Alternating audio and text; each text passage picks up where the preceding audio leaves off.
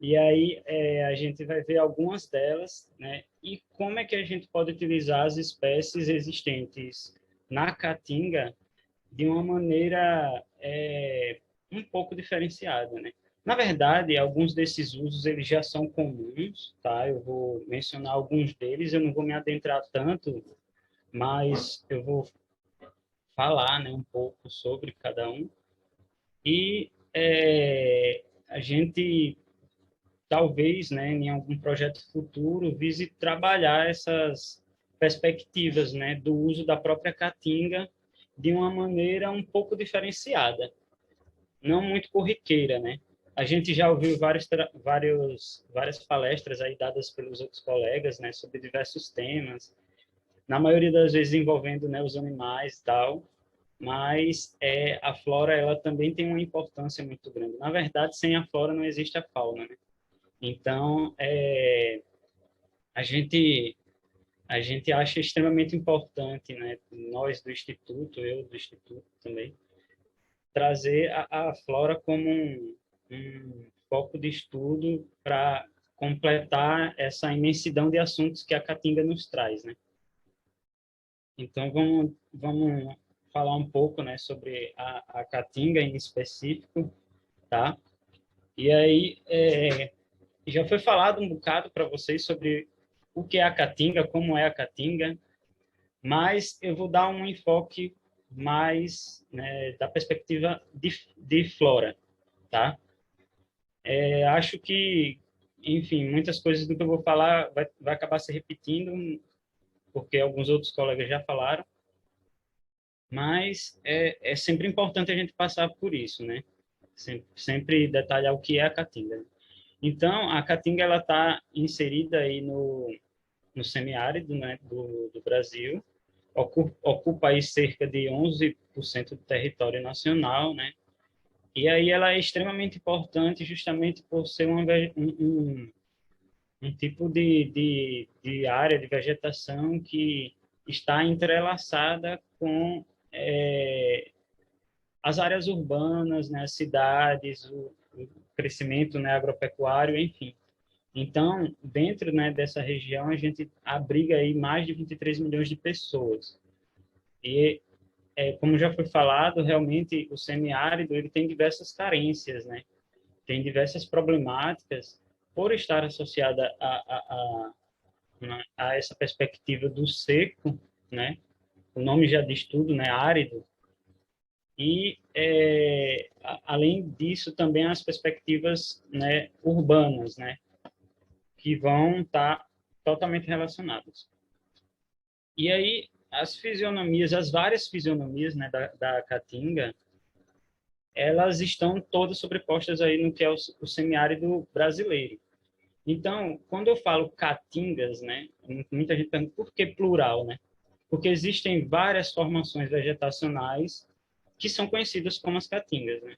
Então, a caatinga ela está não só naquela grande imagem que a gente vê, né, que é seca, que está sempre relacionada ao cacto, à falta de água, né, a pouca vegetação, a vegetação sempre com poucas folhas e flores, mas na verdade é uma vegetação extremamente rica e com uma grande variedade aí de fitofisionomias, né? Eu não vou me adentrar tanto a essa questão, né, porque o intuito da palestra é que ela seja mais didática, né, e o diálogo ele seja, né, abrangente para que outras pessoas que são de outras áreas possam entender um pouco, né, sobre o que é a Caatinga, tá? E aí a Caatinga está totalmente inserida, agora que eu vi o mouse, eu acho que está aparecendo também para vocês, né? Está totalmente inserida no que é o semiárido brasileiro, tá? A gente vê aqui em verde, né, o limite do que é o semiárido, e em azul seria o limite do que é a Caatinga, né? Quer dizer, o que era conhecido somente há alguns anos atrás, contemplando somente o semiárido como um todo, né? O próprio semiárido, os limites dele, ele foi redelimitado, né, e cresceu. E aí a Caatinga ela está sobreposta sobre todo o semiárido, né? Como a gente pode ver abarcando basicamente o Nordeste inteiro, né? Tá? E aí, como eu mencionei, várias ações do homem, várias ações antrópicas, elas comprometem a biodiversidade da caatinga. E aí esse bioma, ele vem sofrendo ao longo de diversos anos, né? 400, mais de 400 anos de exploração. A gente sabe que o Brasil ele não foi descoberto, ele foi invadido, né? Então, isso é muito resultado desse tipo de invasão, né? E aí a exploração da própria vegetação local, né? Primeiramente com o pau-brasil e tal, também levou uma forte e drástica alteração na caatinga, né? Obviamente, principalmente porque a caatinga ela tem esse aspecto de estar sempre seca, de ser um ambiente gélido, né? E aí várias explorações de diversos tipos ocorreram na caatinga.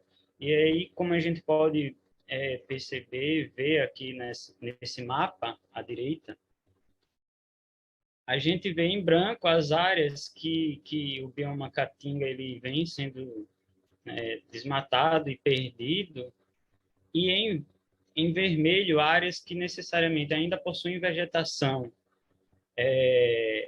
própria da caatinga, né, característica da caatinga, mas que estão sofrendo fortes impactos de ações antrópicas, né? E assim mais em verde nessas regiões aqui um pouco mais interioranas, né, são áreas que estão entre aspas protegidas, né? Elas acabam sofrendo menos por essas ações antrópicas, tá? Mas se a gente for verificar e ver nessas áreas mais litorâneas, a gente percebe que basicamente a vegetação que antes, né, era uma vegetação preservada, nativa, né, com uma grande diversidade, tanto de flora como de fauna, infelizmente ela veio se perdendo. Então, cada vez mais a gente vê a nossa caatinga sendo devastada, sendo alterada, sendo degradada, né? Então, diz na literatura que cerca de 80% da caatinga já sofreu drasticamente pela ação do homem. Então, a caatinga ela realmente necessita de estudos mais apurados, de um olhar diferenciado, porque infelizmente é uma vegetação que vem sofrendo bastante, né? Por queimadas, ações de retiradas de madeira, enfim, ação antrópica no contexto geral. Eu vou mostrar até um, um slide que eu vou falar um pouco até novamente dessas ações antrópicas, tá? E aí, como eu falei, né, a caatinga ela é heterogênea. Então, ela possui um vasto clima diferenciado, né? Solo, relevo. E isso condiciona uma variabilidade na sua biota que é particular. A gente não vê outro tipo de vegetação, outro tipo de bioma, podemos dizer, existentes com essas características em outra parte do mundo. Algumas podem, né, ter a característica de ser uma savana, como, por exemplo, a gente vê na África, né? Mas não necessariamente a savana estépica que é caracterizada aqui no nosso país, né, no Brasil. Os outros biomas, né, os outros biomas brasileiros, eles têm domínios também em outros países. Para vocês terem uma noção, a caatinga é o único que não tem esse tipo de característica. Ela é exclusiva do território nacional e a gente não vai ver esse tipo de vegetação em outros locais. Então, a biodiversidade desse ambiente, a biodiversidade dessa vegetação é única, é exclusiva. E como a gente está falando de caracteres adaptativos, pelo fato de ter o déficit hídrico, pelo fato de elas ter uma alta luminosidade, a escassez também de nutrientes no solo, ou o comprometimento desses nutrientes pelo próprio sol, a gente encontra nas plantas, na vegetação da caatinga, uma grande variedade de adaptações que fazem dela única, tá? E aí, obviamente, essas adaptações elas vêm com a condição ao próprio meio ambiente, tá? E aí, como a gente pode ver, eu trouxe algumas fotos de estações, né, secas e estações chuvosas, tá? A diferença que a gente vê na foto é extremamente, né, discrepante, assim, a gente percebe a baita diferença, né? E isso daí também são caracteres adaptativos, tá? E aí, falando um pouco do clima, né, da Caatinga, a gente tem, né, um clima semiárido, como eu havia mencionado, né? E aí as precipitações, elas variam bastante. Na verdade, a gente tem aí um período chuvoso que chega até 1.000 milímetros e os mais secos que podem chegar até 200 milímetros, né, de chuva. E aí, a gente, comparando esses números até os números da floresta da Mata Atlântica, né, que seria a parte mais úmida e próxima da Caatinga, basicamente é um número de milímetros muito próximo. Porém, a diferença, né, da vegetação da Caatinga com relação a essas outras vegetações é que a chuva ela não é uma chuva, né, que acontece ao longo do ano, que eventualmente vem tendo precipitações. A Caatinga ela apresenta um período extremamente seco e um período de chuvas muito fortes mesmo, porém são em período curto, né? E aí justamente as plantas pegam é, elas acabam utilizando das suas adaptações para sobreviver ao momento seco, né? Digamos, a espera, a dormência, né, dessas plantas para o momento mais aguardado, que é o momento de chuva, tá? E aí, como eu estava mencionando, né, o período de chuva ele é realmente um período muito curto. E aí, a depender do ano, a depender da vegetação, ele pode durar aí entre, quer dizer, a depender da área, ele pode durar aí 3 a 5 meses, né? E aí a chuva acaba ocorrendo aí de janeiro a maio. A gente também está, no nosso caso aqui, num período mais chuvoso. Isso também está levando chuvas aí para o sertão, né, do estado. E aí a gente também tem um período de estiagem ou seca que é extremamente grande, né, de 7 a 9 meses, tá? Algumas plantas elas podem até florir nesse período de estiagem, né, nesse período seco, mas é algo mais, assim, uma exceção, foge à regra, né?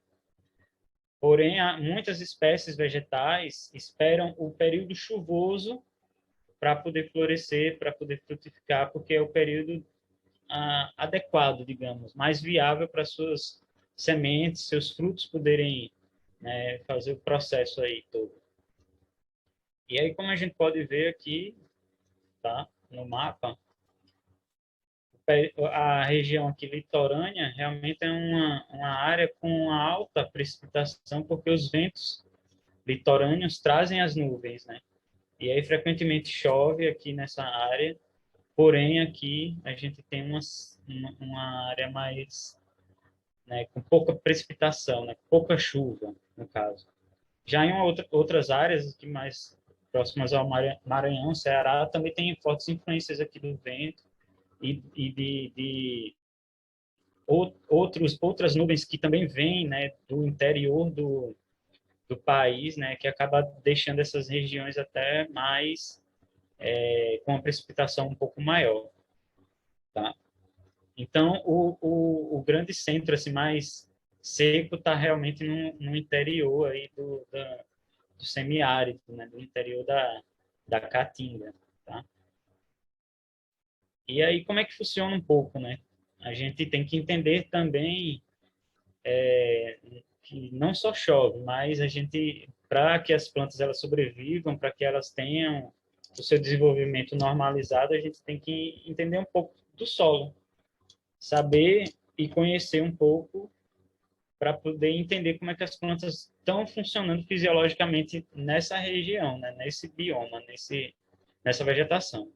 Então, cerca da metade aí dos terrenos da área da Caatinga são de origem cristalina. E essas rochas cristalinas, em geral, elas são rochas que dificilmente mantêm água ali na superfície, né? Água no solo, tá?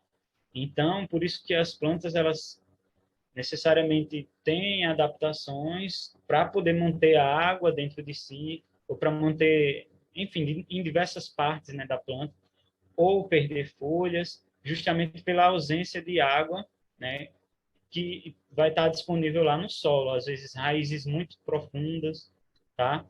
Diferente da região do litoral, como eu falei, que a gente viu no mapa anterior, que a precipitação, ela em geral é maior e se mantém úmido, por isso precipita, né?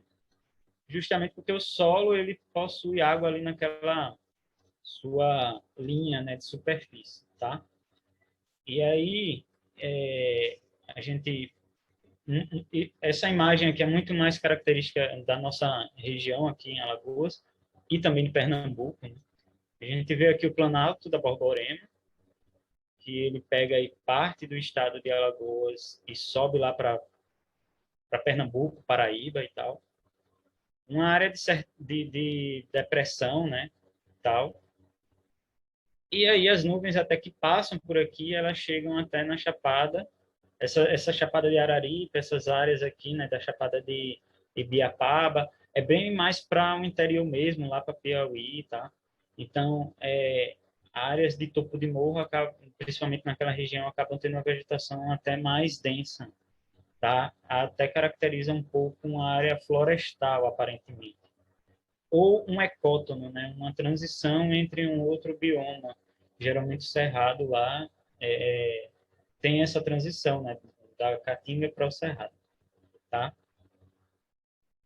E aí, como eu falei, essas rochas, né, sedimentares, elas acabam absorvendo mais a água e tendo uma disponibilidade de água muito mais frequente para a vegetação, para as plantas que vão estar aqui nessa região, portanto, tendo uma caracterização um pouco mais úmida da sua fitofisionomia, tá?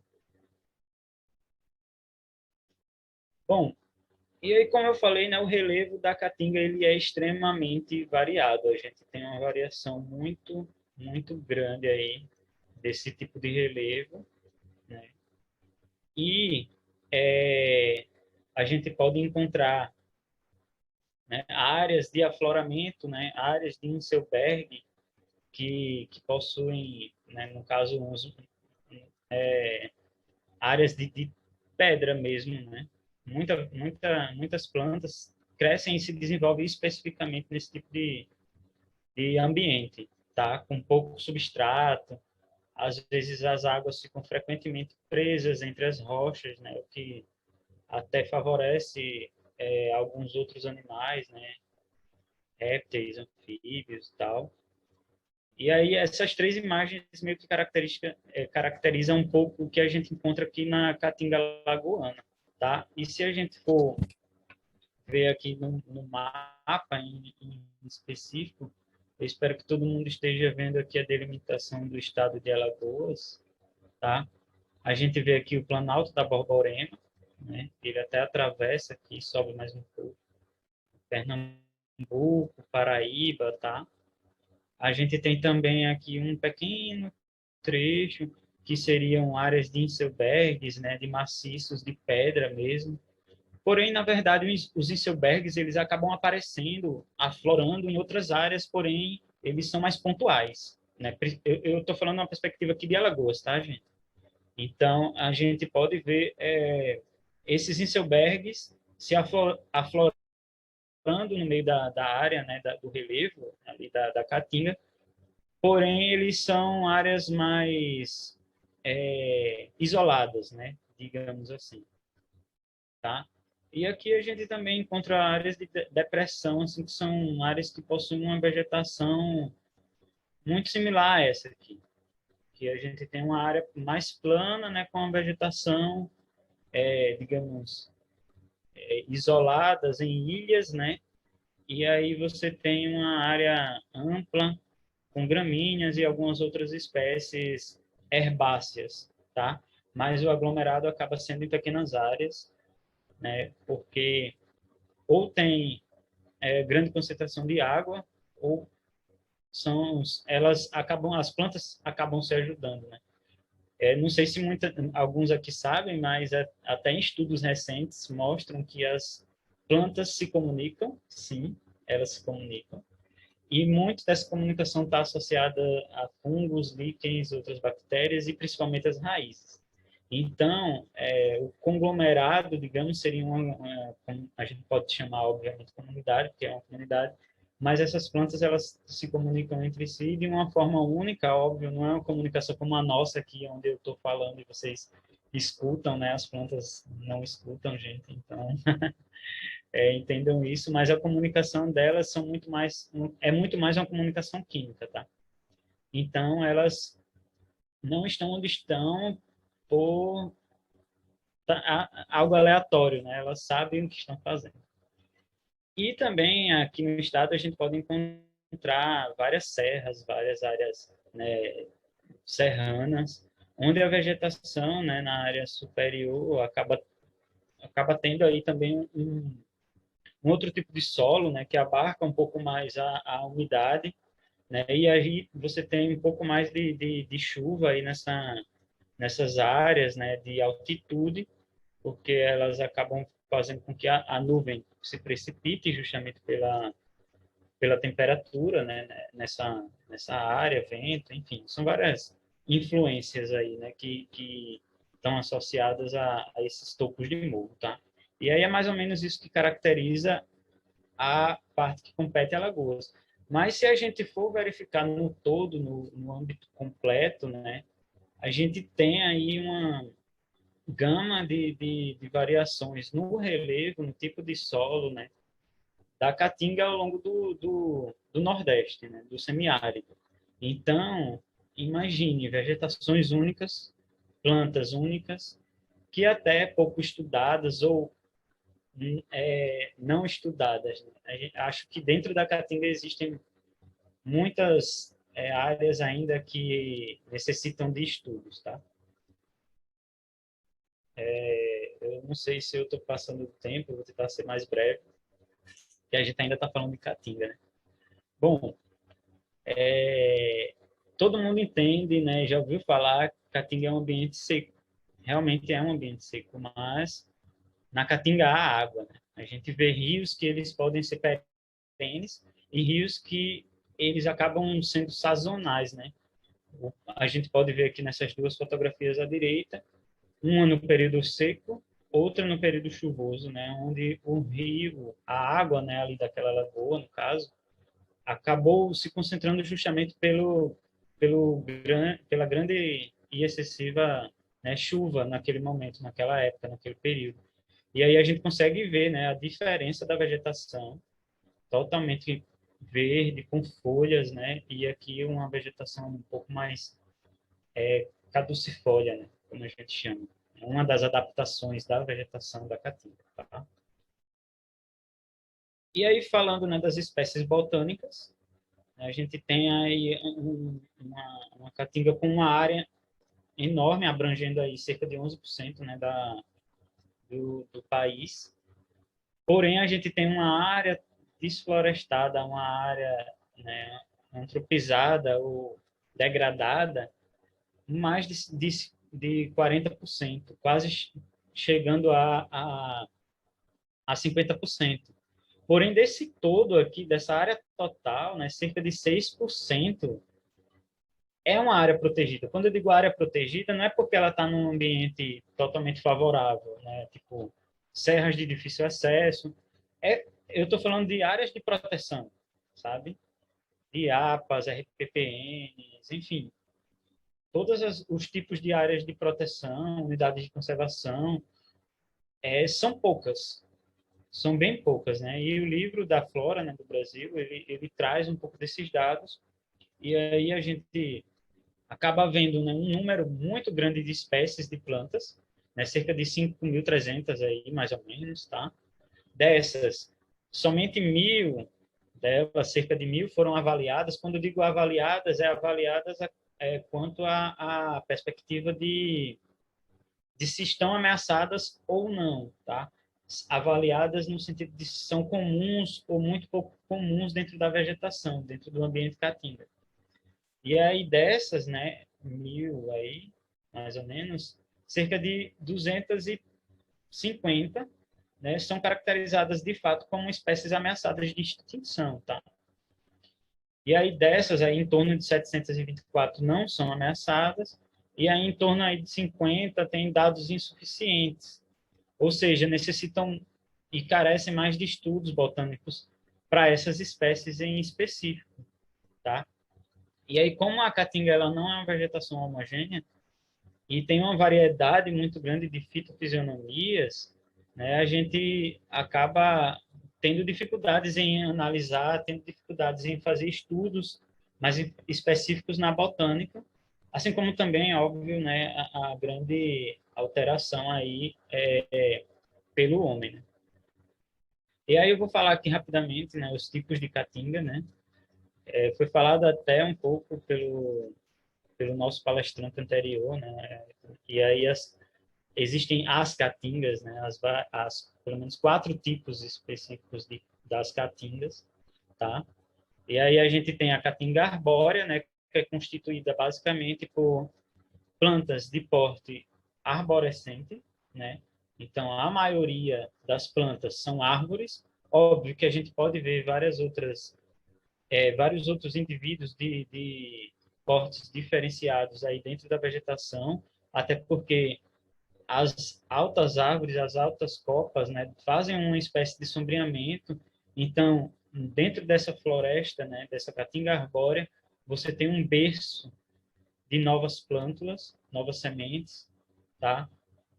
E aí, eventualmente, essas plantas maiores acabam protegendo essas plantas menores e que possivelmente essas plantas sirvam de alimentos para outros animais, elas possam também fazer parte da vegetação, né, mais periférica, no sentido da própria vegetação ir se regenerando, tá?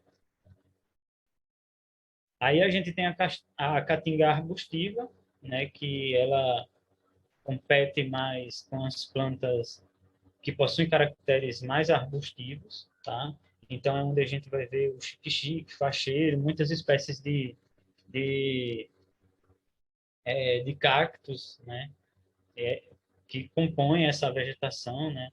Algumas outras plantas também pioneiras nesse para colonização, né, do ambiente. E aí essa é uma caatinga que acaba sendo um pouco mais comum. Né? A gente acaba retratando mais a caatinga nessa perspectiva, a caatinga arbustiva e não a caatinga arbórea.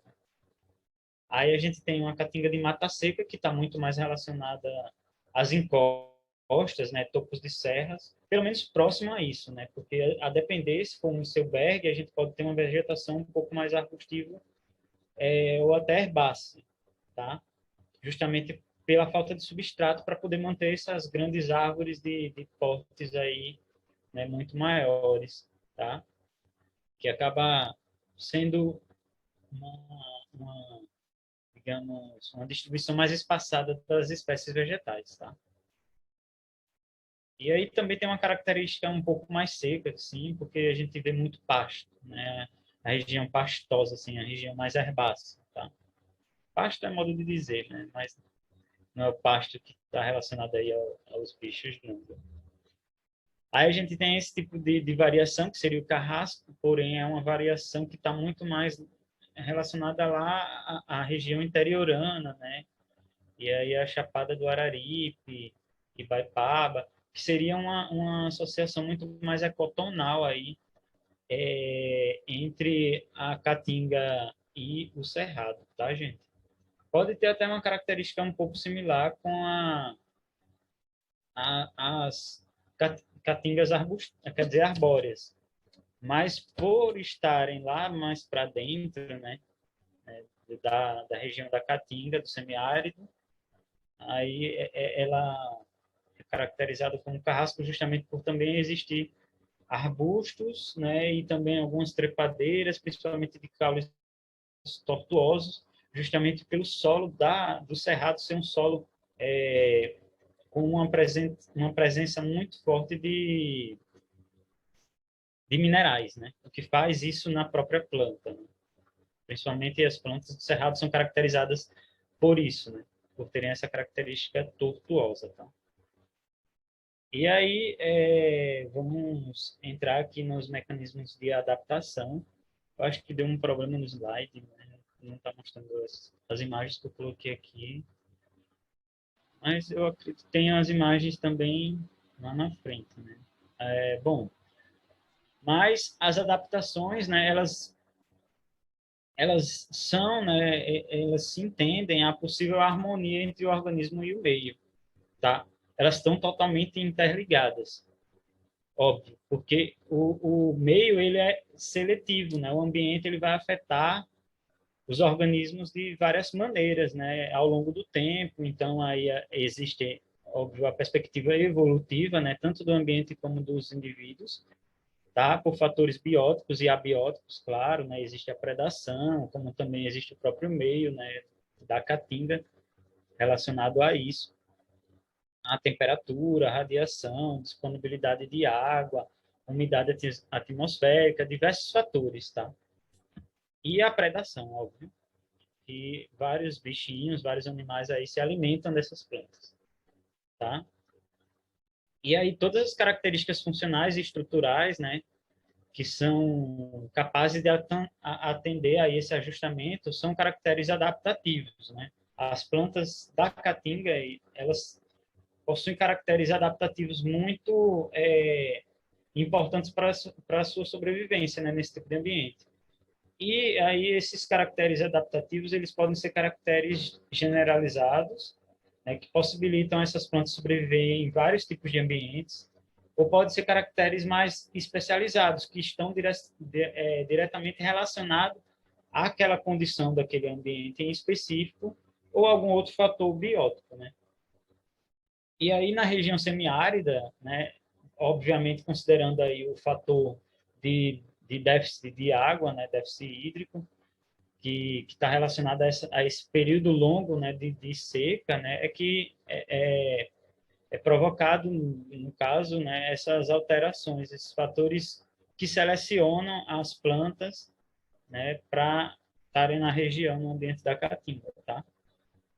E aí eu vou adentrar e falar um pouquinho, né, sobre esses, de forma também mais sucinta, tá? E aí a gente vai depois, eu vou mencionar algumas das coisas, né, alguns dos usos que a gente pode utilizar, né, das plantas da caatinga, numa perspectiva até mais simples, porque como eu havia mencionado lá no começo, né, se a gente for falar dos diversos usos das espécies da caatinga, a gente vai falar por dias, então seria uma espécie de curso e não necessariamente uma palestra, tá? Bom, e aí, como muitos aqui já devem conhecer, né, as plantas da caatinga, durante o período de seca, elas perdem suas folhas. Elas acabam tendo folhas, né, caducas. A gente chama de caducifólia as plantas que possuem esse tipo de característica, né, esse tipo de adaptação. Então, quando a gente vê, por exemplo, o ipê, a gente vê o ipê extremamente florido, né, no seu período de floração, porém ele está praticamente sem folha, né? E aí, qual a relação disso aí? Né? É uma espécie de dormência que a planta faz durante esse período, principalmente o período seco, justamente para evitar a perda d'água. Porque a planta, ela transpira. Né? Realmente, a planta transpira, gente, assim como a gente. E aí, o mecanismo de transpiração da planta é justamente pela região das suas folhas. E aí, para diminuir, inclusive, né, esse processo de transpiração, de perda de água, a planta até desenvolve folhas extremamente pequenas, né? Microfilia. Né? Tudo bem que a gente aqui vê uma folha composta e seus folíolos, na verdade aqui é daqui para cá é uma folha composta com seus folíolos e foliolos, né? Eu acho que para quem é da área aí, esses nomes devem complicar muito a cabeça de vocês. E aí as plantas, né, que possuem esse tipo de característica, que são a maioria, muitas, né, das árvores, muitas dos arbustos, né, e até subarbustos também, perdem essas folhas, tá? Justamente para reduzir essa perda de água. Aí a gente também tem a espinescência, tá? Que é um processo que está bem relacionado à defesa, tá? De insetos invasores, outros herbívoros, e também está relacionado com a perda de água, né? Que eu havia falado em folhas antes, tá, né? Aí vocês perguntam, qual é a relação do espinho com folha? Na verdade, espinho é uma folha, gente, só que está modificado, tá? E aí as folhas, elas acabam, ao invés de caindo, se transformando. Na verdade, existe uma genética, né, própria para isso, óbvio. Acabei voltando. E a maioria das plantas, né, os cactos principalmente, né, eles apresentam essa modificação, né? As suas folhas acabam se transformando em espinhos, justamente para economizar água e para se defender. Porque você, como um grande herbívoro, por exemplo, você não ia facilmente morder o caule de um cacto, justamente por conta dos espinhos, né? Você iria, obviamente, se machucar, tá? E aí, muita gente também tem dificuldade em entender o que é o que não é espinho, né? Existem algumas plantas que, na verdade, parece espinho, mas ela não tem espinho, ela tem acúlios, tá? E aí eu trouxe também aqui uma diferença do que são acúlios e do que são espinhos. Os espinhos, como eu havia mencionado, são órgãos modificados, geralmente folhas. A gente vê folhas, né, que se modificam. No caso das espécies da caatinga, essas plantas elas transformam as suas folhas nesses espinhos e aí ela evita também a perda da água, justamente pela ausência de transpiração, né? E aí podem ter origem foliar, caulinar, enfim, de outros tipos, né, como estípulas, e até raízes. Tá? Já os acúlios, eles são protuberâncias da epiderme. Né? Ele cresce geralmente em caules, eles estão associados à margem foliar, tá? Não estão direcionados assim a um órgão específico que se modificou, né? E aí ele pode ocorrer em várias partes, né, do vegetal. A barriguda e algumas outras espécies, como por exemplo o pau-brasil, a gente encontra diversos acúlios, tá? E aí os acúlios, eles são facilmente removíveis, porque eles não possuem vascularização, tá? Diferente do espinho, que se você for puxar um espinho do mandacaru, por exemplo, você vai ter dificuldades. É muito mais fácil você se perfurar pelo espinho do que necessariamente retirá-lo. Então, não tentem retirar o espinho do mandacaru, gente. A não ser que vocês tenham uma faca, uma tesoura, sei lá. Ou conheçam, né? Saibam o que é. Bom, a suculência, né? A suculência também é uma característica de reserva, tá? É uma capacidade do vegetal de estocar alguma coisa. Em geral, na caatinga a gente vê uma estocagem de água, mas obviamente também existe a estocagem de outros nutrientes, né, de sais minerais, de elementos fotossintetizados, que seriam resultados das fotossínteses, de outros processos também, fenólicos, cristais, de oxalato, alguma outra estrutura também de defesa, né? Látex também seria considerado aí uma capacitação, né, de reserva e de estocagem, tá? E aí, no caso dessas plantas, elas possuem um tecido totalmente especializado para poder ter essa estrutura, né? Para poder ter aí uma capacitação de estocagem. Geralmente é um tecido que ou é esponjoso, ou ele meio que faz uma auréola grande, né? Que aí todo o, o, o estoque fica lá dentro, tá? Então, a gente, obviamente, pode ver essas estocagens em raízes, né, nos caules e até, né, em flores também, né? Essa suculência, ela existe também aí para poder até atrair os agentes polinizadores, dispersores, enfim, tá? Que é necessário para poder manter a ecologia aí do ambiente, tá? Aí a gente também tem como outro mecanismo adaptativo a cutícula foliar espessa, que é uma característica de proteção, principalmente contra a perda de água, como também a forte insolação, porque o calor, né, e o sol a luz na Caatinga, obviamente, é muito forte, né?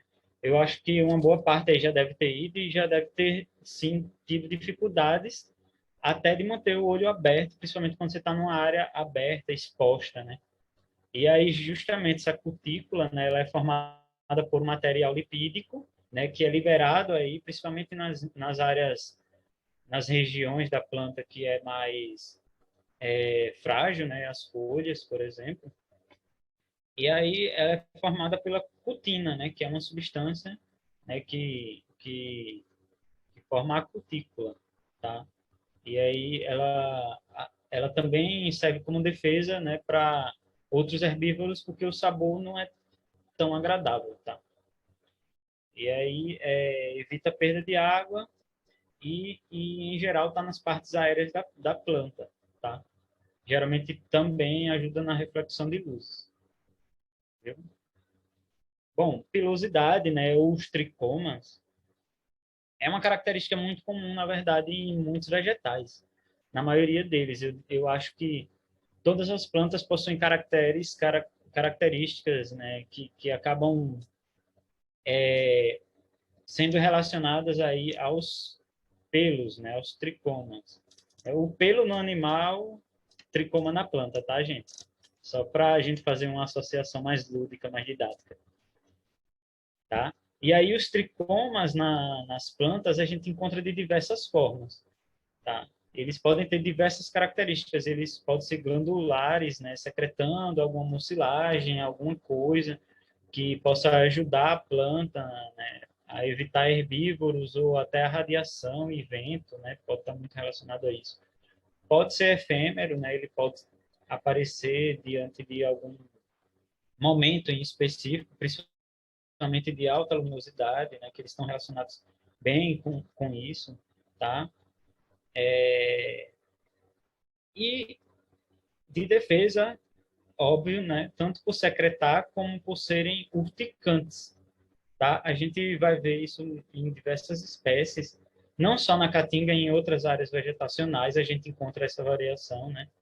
Esses tipos de tricomas, e ele está relacionado bem com a defesa. Tricoma, defesa, e eles também, obviamente, é utilizado nas perspectivas de identificação, classificação, né, taxonômica aí das plantas, tá?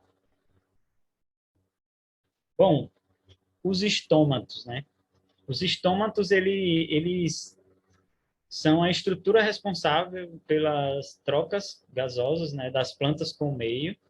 Então, uma associação também, novamente, aí, de planta com animal, os estômatos seriam os poros que a gente tem na nossa pele, por onde sai o suor e tal. E os estômatos, eles possuem uma característica única, eles podem se abrir e se fechar, né, conforme a própria planta, né, meio que controla, né? Ela tem, no caso, meios de perceber como é que está o ambiente, se ele está mais úmido, se ele está mais seco, para que os estômatos abram ou fechem, né? E aí, qual é a associação dos estômatos com a água? Muita gente acredita que a planta, para poder absorver água, ela gasta energia. Mas, na verdade, planta não gasta energia para absorver água. E aí vocês me perguntam, nossa, mas como é que planta pode extrair, tirar águas e sais minerais do solo sem gastar energia, sem ser um processo que ela gaste energia? Elas simplesmente só precisam abrir e fechar esses estômagos. E aí, por quê? Gradiente de concentração. Na verdade, a água vai fluir do meio mais concentrado, que seria o solo, para o meio menos concentrado, que seriam as regiões e partes aéreas da planta. Né? Então, quando ela abre esses estômatos, automaticamente ela libera água em forma de vapor, claro, né? E também, às vezes, através de forma líquida. E aí, ela faz com que o gradiente de concentração das suas folhas seja um gradiente negativo, com pouca água. Assim, a planta consegue, através disso, fazer com que a água flua do solo para as suas partes aéreas, tá? Obviamente, né, que tipo, existe todo um processo, ela vai sair das raízes, tal, é capturada pela zona pelífera, enfim, um monte de outras coisas, mas eu não vou adentrar isso daí, porque, né? Mas é importante saber que os estômatos estão atrelados a essa captura de água e estão atrelados a essa perda de água também, tá?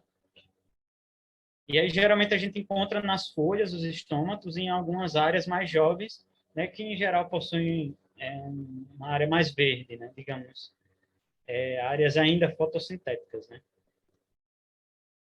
E aí, as plantas também possuem outras características que estão relacionadas à produção de outros, e a acumulação também de outros compostos, né?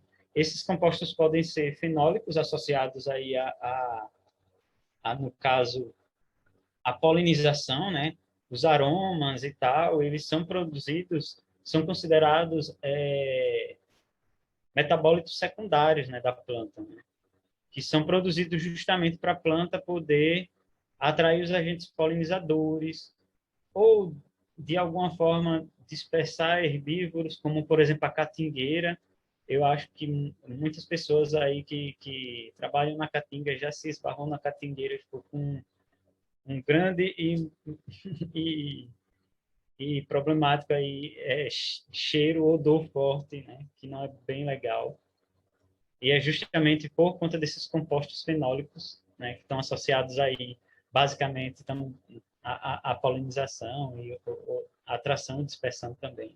Tá? E os oxalatos de cálcio, né, que são estruturas aí de reserva que estão relacionadas também à herbivoria.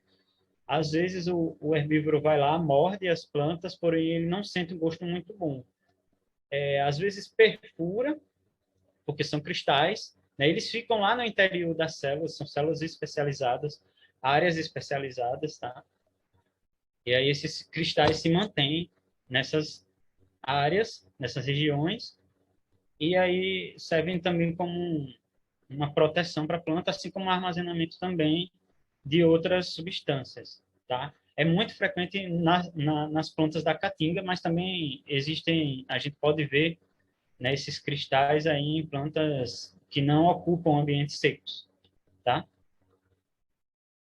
A dormência de semente é uma característica muito importante, né? Um mecanismo adaptativo muito importante, porque é um fenômeno em que as sementes elas acabam não germinando. Elas esperam um momento viável, favorável, né, para poder germinar. Na verdade, muitas espécies da caatinga, elas possuem fatores e condições para a quebra dessa dormência, né? Muitas vezes você tem que escarificar, né, no caso, passar essa semente em uma região de pedra ou quebrar, né, uma casca totalmente dura. Enfim, as sementes, elas da caatinga, na maioria, tem esse processo justamente porque o ambiente ele é um ambiente extremamente hostil. E para a planta, o processo, o mecanismo pelo qual ela se reproduz é através das sementes, né? A gente sabe. Então, dentro do processo, né, de vida da planta, é o processo final, é o embrião. Então, ali é mais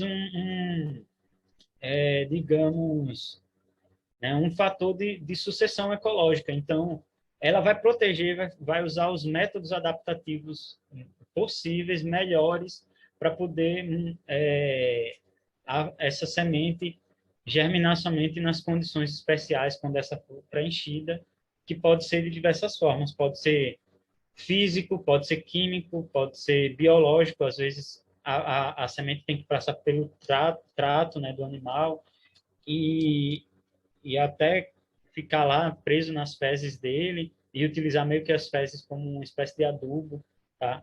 Enfim, existem várias formas, né? Existem vários mecanismos aí de dormência das sementes que fazem, né, dessas espécies da caatinga únicas por esse fator, né? Essa dormência aí que não é facilmente quebrada, tá? Dificilmente comparadas com as plantas de ambientes úmidos que possuem uma dormência muito baixa ou até nula, né? Às vezes a semente cai e já germina. Alguém aqui já plantou feijão, né? Por exemplo, no algodão. Então, o feijão no algodão acaba germinando em horas, se não, né, um dia ou menos, tá? Bom, as raízes tuberosas, né, como eu havia falado, também é uma adaptação aí de uma boa parte das plantas para a ausência de água, né? E aí a gente caracteriza regiões de intumescência, áreas esponjosas, que geralmente armazenam água e sais minerais, quando estão relacionadas às raízes, tá? Águas e sais minerais, na maioria das vezes. Então, a gente percebe aqui na foto, né, na imagem, eles tiraram parte do solo, né? A gente vê vários tubers, né, vários xilopódios. E aí, armazenamento de água e sais minerais do período chuvoso para que a planta consiga se desenvolver, crescer durante o período de seca, tá?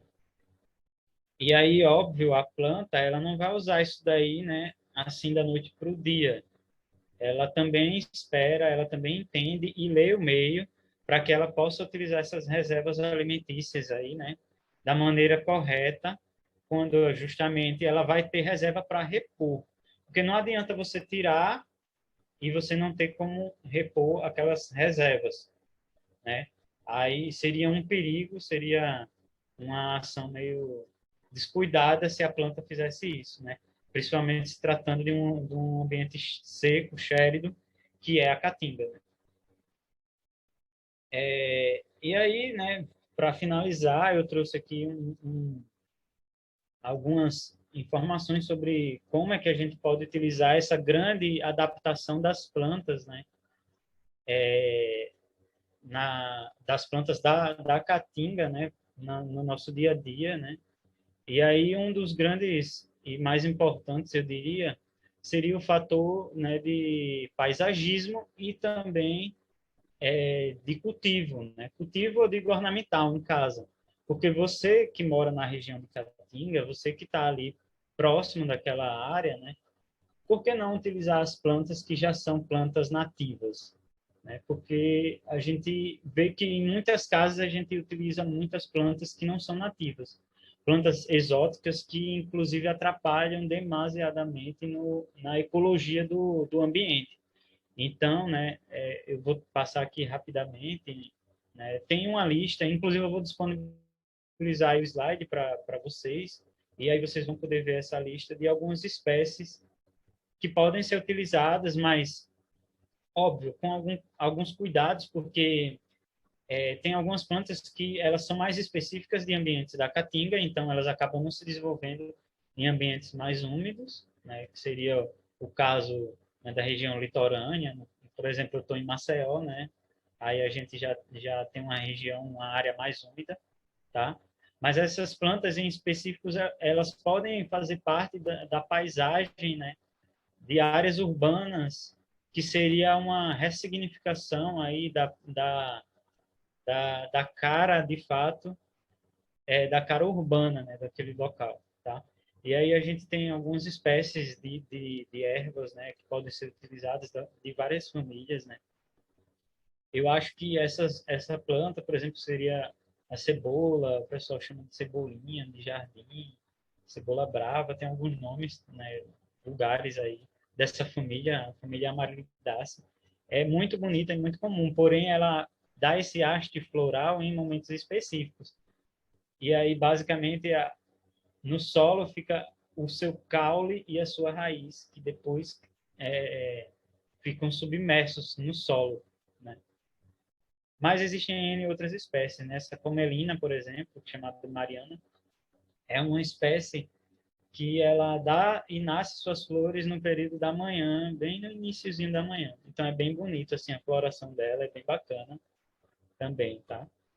Essa planta daqui também ela tem uma florada muito bonita seria bem bacana se fosse utilizada em áreas de praça, por exemplo, porque a flor também é cheirosa, sabe? Assim como também essa malvácia aqui, né? E aí, pessoal, eu não sei, eu acho que ela tem um outro nome aqui em Alagoas, mas aqui na literatura, nessa em específico, ela é chamada de malva rasteira, tá? Mas, enfim, tem aqui uma lista também com algumas outras plantas que também tem não só a importância do paisagismo, como também a importância de cultivo, né? Uma importância relacionada aí pode ser até uma perspectiva mais voltada às plantas ornamentais, né? Porque a gente vê muita planta ornamental que não é nativa. E isso daí me entristece bastante. Aí já plantas arbustivas, a gente tem aí uma gama de bromélias, né, que podem ser utilizadas. Elas, além de se adaptar muito bem a diversos ambientes, elas também conseguem ser bonitas, né, com sua florada colorida, variando aí de um lilás, branco, vermelho. Tem várias espécies diferentes aí de bromélia, né? Mas aí eu trouxe esse exemplo da macambira, que é muito comum, né? A alamanda, existem vários tipos de alamanda, viu, gente? E aí é também uma espécie muito bonita, com flores muito belas aí, né? E até cheirosas em algumas espécies dela. O Moçambê também é muito bacana, né? Essas flores com esses estames aí muito, né, chamativos aí. Atrai muitos agentes polinizadores também, tá?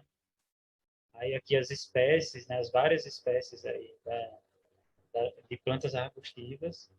Vejam que a gente tem como, na verdade, quando vai aumentando, quer dizer, quando a planta abarca aí um porte maior, basicamente a gente tem uma lista um pouco maior de plantas que podem ser utilizadas, né?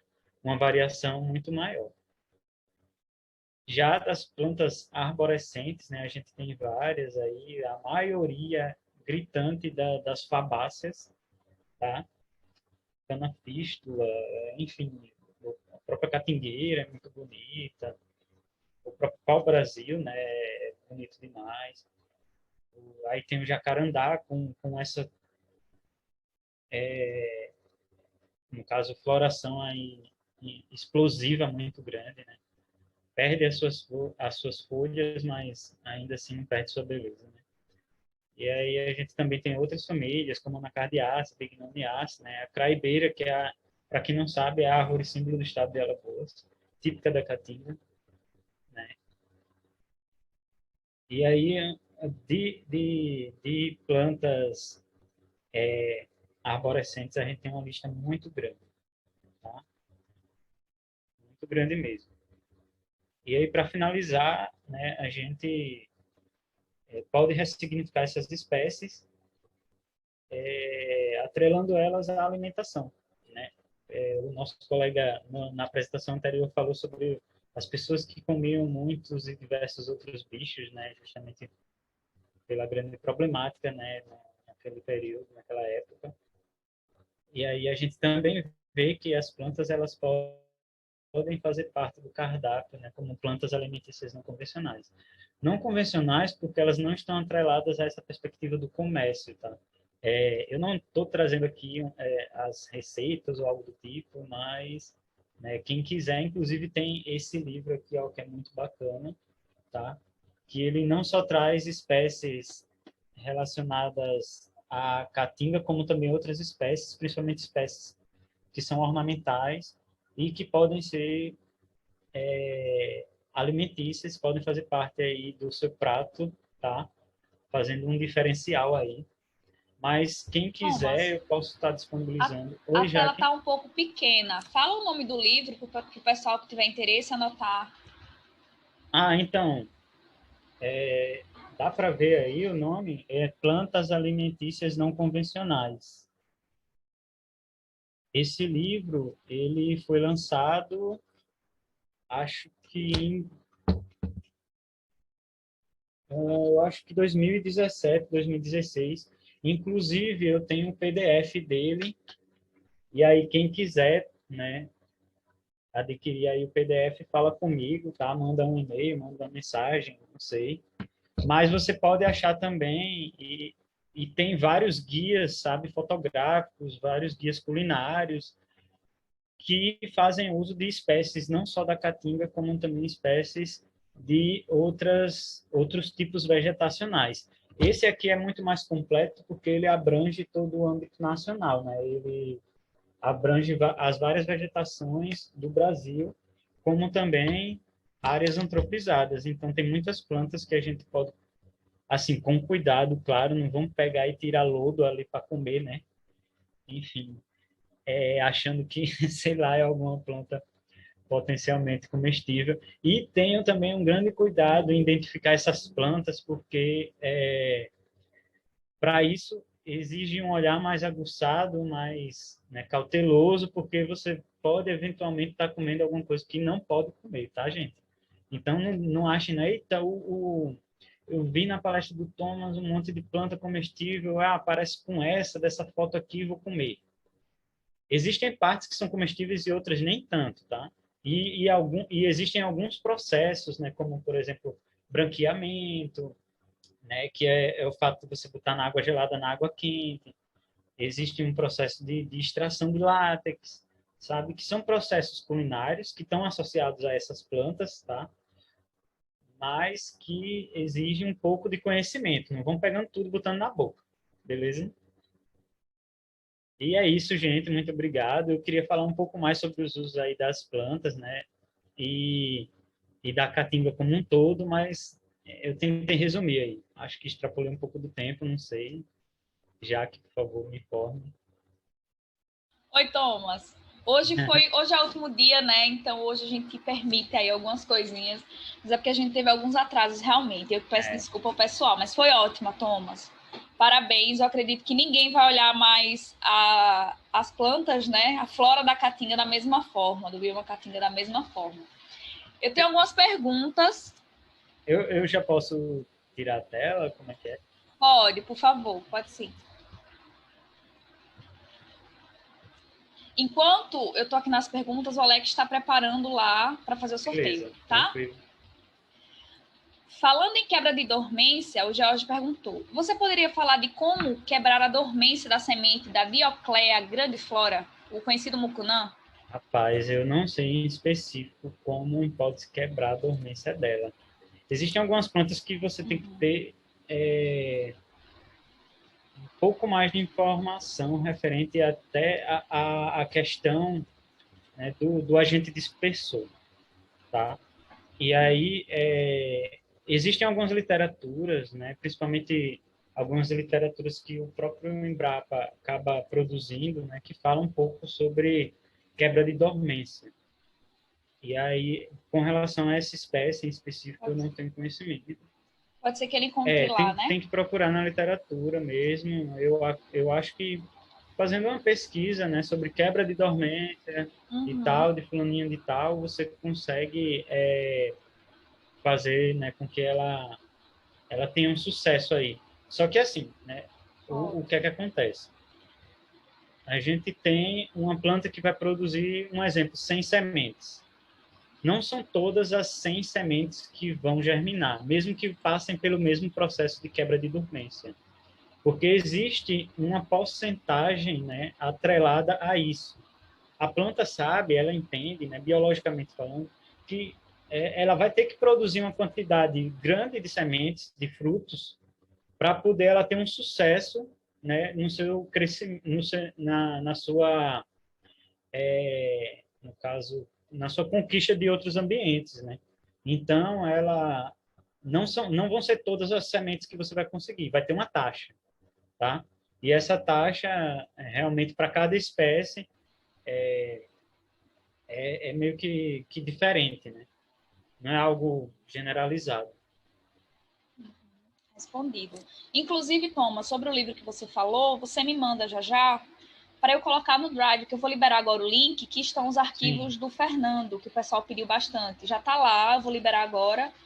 E aí eu coloco o livro também, o que você tiver, para o pessoal ter acesso. Inclusive, Tá só para aproveitar que eu estava vendo aqui, o Rick até meio que deu uma ajuda, que ele disse que lixou e deixou de molho por 48 horas. Né? Então, pode ser aí uma alternativa. Tá? Mas é como eu disse, não vão ser todas as sementes que vão dar aquela germinada. Né? Você pode ter sorte e ter um grande boom de germinação, mas não é algo tão certo. Né? Existe algum manual sobre sementes nativas da caatinga? A Viviane perguntou. E outra pergunta dela. Como saber qual a vegetação nativa de uma região extremamente degradada? Então, existem vários manuais, né, que falam das sementes com um contexto amplo. Tá? Inclusive, o próprio livro de Árvores Brasileiras, eles trazem um pouco destrinchado sobre sementes. Existem algumas outras literaturas que são mais específicas para a semente. Tá?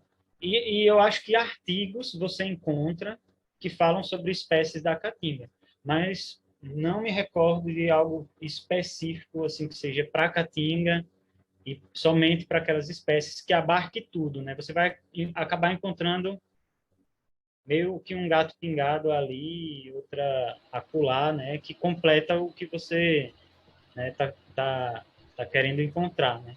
Uhum. E qual é a outra pergunta dela mesmo? Como saber qual a vegetação nativa de uma área já degradada? Então, é muito difícil, porque depende muito do que está associado ali. Por exemplo, se você tiver muitas espécies exóticas, é bem difícil você identificar e dizer de que tipo de vegetação aquela área pode estar associada. Uhum. Mas, em geral, você pode ir pelos domínios, né, fitogeográficos. Às vezes você vai tentar identificar e ver onde está o município que você está estudando, a área que você está estudando, para poder você avaliar, bom, isso aqui, historicamente, seria o quê? Uma caatinga?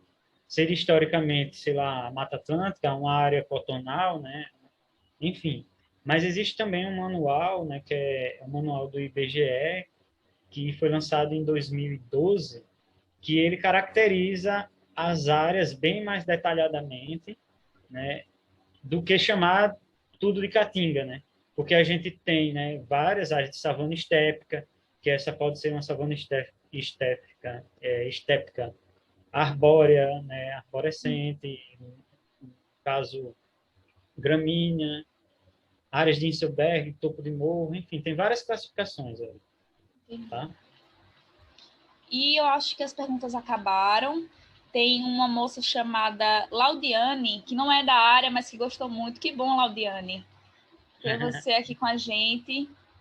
E é isso. Agora, a Rafaela pediu para você disponibilizar a receita do bolo de capim santo e de aroeira no Drive. No Drive, então não sei Famoso esse seu bolo. Essa daí Mas se ele tiver, ele manda, né? Mando.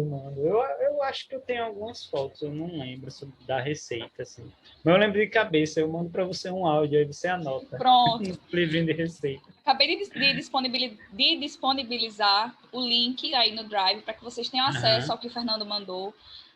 De hoje para amanhã eu coloco que o Thomas vai me mandar. Pediram um vídeo aí, é o vídeo do bolo, é? Pelo visto é. Tipo Ana Maria, é?